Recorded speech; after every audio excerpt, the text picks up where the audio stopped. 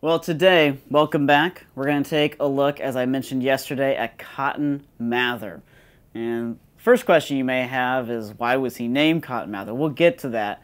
Let me first of all actually give you his dates. Cotton Mather was born in the year 1663. He died in the year 1728.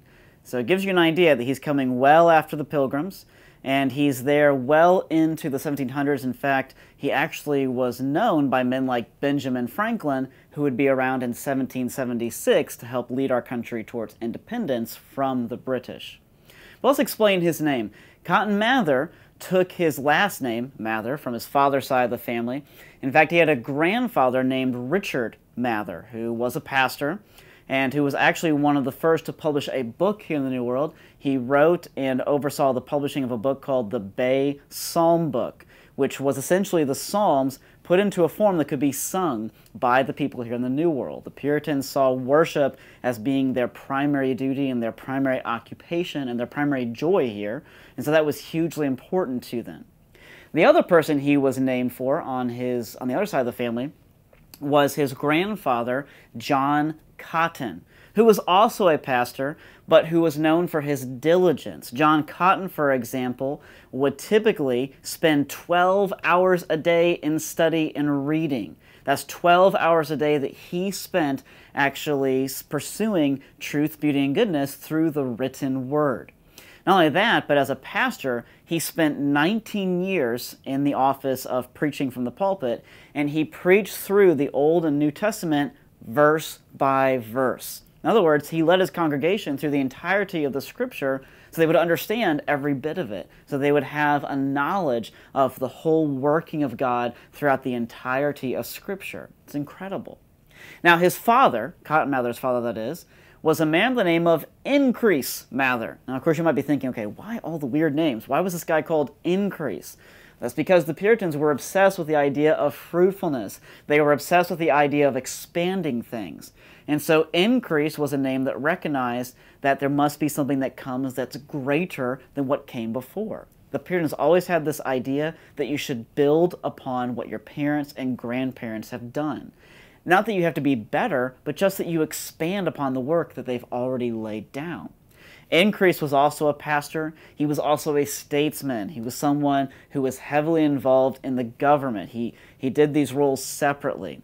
And as a result, Increase was one of the people who resisted the king. It's during his lifetime that the king actually kind of took over the colony of Massachusetts once again and began demanding that certain laws change, or began demanding that the governor be someone that he appointed and not someone that people were allowed to vote for. But Increase recognized that it was better to fall into the hands of God, better for the people to elect their own governor, than to fall into the hands of the king. And he resisted what he saw as kind of an unholy takeover of the government of Massachusetts with whatever means that he could. He didn't always succeed, but this heavily influenced his son Cotton and the people of Massachusetts from here on out. Now, Cotton Mather, as a boy, was someone who kept a very diligent journal. He thought it very important to write down the things he experienced, and one of the things that he often comments on is idleness. Cotton Mather said he often struggled with being lazy or with just having time on his hands and needed to do something. So here's how he combated idleness. This is rather incredible. He didn't just read a book. He didn't just go and watch something. What he did was he took his studies where he was being taught Latin or Greek or Hebrew, and he would write or journal his thoughts in that language. That's how he combated idleness. The Puritans always had this idea that if you have time and you don't have something to do with it, you need to occupy that time. You need to actually produce something that is worth producing. As a result, he kept journals about all the books that he read, commented on them, and even kept those for his future children, even though he was only 12 years old. It's an incredible vision that his parents gave him at a very young age. Also, at the age of 12, he was admitted to Harvard, to college. He already knew Latin, Greek, and Hebrew fluently, was able to pass the entrance exam, and got into the school at only the age of 12. It was there that he continued his practice of journaling. He continued his art of self-examination. where whenever there was a sin issue in his life, or particularly if he saw that somebody else had a fall, somebody else had some kind of sin, like a public sin where they got called out on it and they went to jail, or they got corrected or humiliated, he didn't say, oh, tough for them. He always asked himself the question of, okay, their sin, how's it in my life? How do I also think that way? How do I also act that way? So it made him very self-aware, and it made him someone who had incredible sympathy for other people. As a result, he kept busy. Let me read to you an excerpt from his journal that kind of shows you a typical day in the life of Cotton Mather. He said this about one of his days. Today, read Exodus, etc., prayed, examined the children, read Descartes, that's a philosopher, read commentators, that would be commentators writing about the Bible that he'd already read, etc., breakfasted. You get that? He did all that before breakfast. But it goes on. Prepared sermon, took part in family prayer, heard pupils recite, read Salmon on medicine, dined, visited many friends, read various books, prepared sermon, heard pupils recite, meditated, etc., prayed, supped, so went out up to dinner, prepared sermon, took part in family prayer. And I suppose sometime after that, he actually went to bed and then did it all over again the next day. That's an incredible thing. And we might think to ourselves, well, I can never do that. I can never actually want to do all those things. But you have to understand, Cotton Mather wanted to do those things. It wasn't that he was some kind of machine. It wasn't that he was some kind of freak of nature that caused him to pursue these things so heavily. It's just that he had a desire to pursue things because God had given him the desire. That's something that we can pursue. You may not want to do this history lesson right now. You may not want to write notes right now or do your math lessons later today. But you have to want to do those things. That's the key. That's the start. That's something that Cotton Mather understood so well. He became a pastor like his father and like his grandfathers. He was a very diligent pastor. He would give up to 5 sermons a week. He would even invite his students regularly into his study. And whenever he talked to them, he would often lend them books. He would give them advice. He would pray with them specifically. In other words, he knew his students well. He knew what they needed, and he knew actually what to tell them. Not because he was somehow so brilliant, but because in many ways he'd been given these incredible gifts to do so, and he used his gifts. That's really the important thing about Cotton Mather. Well, Cotton Mather is often mentioned with the Salem witch trials, which occurred in 1692. See, Cotton Mather had written many books. In fact, he wrote over 450 different titles. Well, one of those books happened to be about witchcraft. If you look at the accounts that the Puritans give during the 17th century or the 1600s, you'll find that the Puritans often mention that they had these strange, apparently supernatural occurrences where strange things were seen in the sky, or strange things were thrown across the house when nobody was around, or when nobody was in that room where it was thrown. And of course, we can take a look at this and say, well, maybe there's some rational explanation for it, but the Puritans give so many examples for this, and the Puritans were rational people who studied the ancient arts of logic, for example, and were, in fact, advanced scientists. So it's not as if they were always superstitious. But a lot of these happenings that appear to be supernatural or appear to possibly be created by witches in the Puritan mind began to occur in Salem in the year 1692.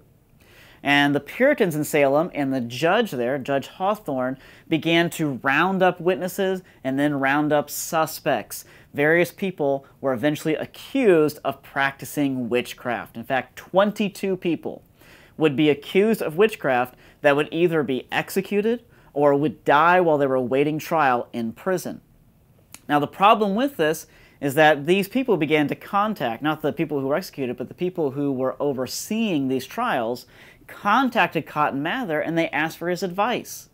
And Cotton Mather said, you'd better have solid evidence. You had better argue it to me as if I was someone who did not believe in the authority of the Scripture, who did not believe that Christ actually exists. You better have a really solid argument, was Cotton Mather's point, if you're going to accuse these people of doing something that is so wrong.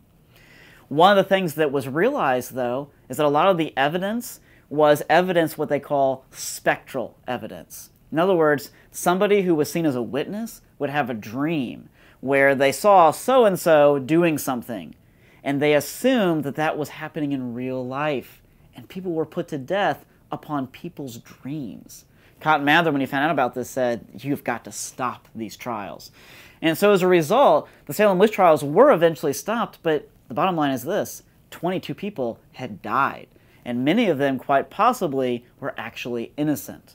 And because Cotton Mather was appealed to for advice, and because he had written a book on witchcraft, his name would always be associated with this, even down to the present day. But the record really shows that Cotton Mather, if anything, tried to make sure that these trials were just, and then when he found out what they weren't, tried to actually encourage them to stop. But that's not Cotton Mather's legacy. Cotton Mather's legacy is what he has left behind. As I mentioned to you, he's left behind for us 450 different titles. We don't have all of them, but they're titles of history. They're books about theology. They're books about science. They're books about poetry. They're books about all kinds of incredible things. Books like Magnalia Christi Americana, which is a work about the great works of Christ here in America, as Cotton Mather saw this kingdom being built, not by the hands of the Puritans, but by the hand of God himself. It was something that he understood very well. He served as a pastor.